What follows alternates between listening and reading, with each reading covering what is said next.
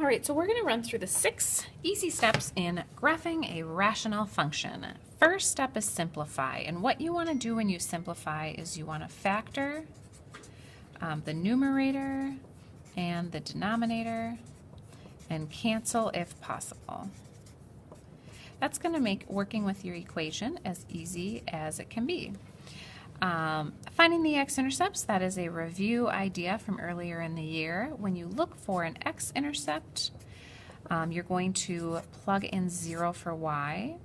When you're looking for a y-intercept, you're going to plug in 0 for x.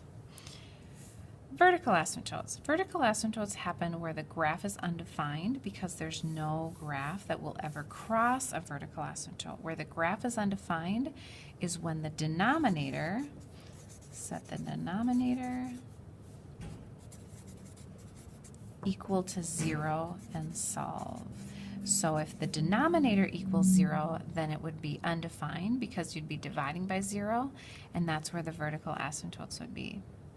Horizontal asymptote is a trickier idea. There are 3 cases, and the 3 cases are case 1 is if you have the largest power of an exponent on the top, that would be case 1. So let's say you have a term x to the n, and maybe you have more stuff. And on the bottom you have x to the m, and maybe you have more stuff.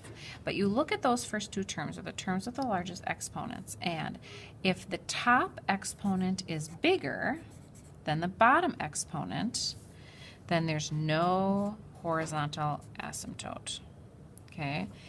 If, case 2, if the m is bigger, like if the exponent is bigger on the bottom, then the horizontal asymptote would be 0. If they're the same, if this power equals this power, then the horizontal asymptote is going to be the numbers in front, or the coefficients of each term. So it's a 3-case system. Plot additional points. You'll have to plot points on either side of each vertical asymptote, because that's kind of what breaks up your graph, so you need more points in each zone, and on either side of each x-intercept. As we start graphing, you'll see kind of where you need more help with the graph and where you're going to need additional points, but this is a good rule of thumb.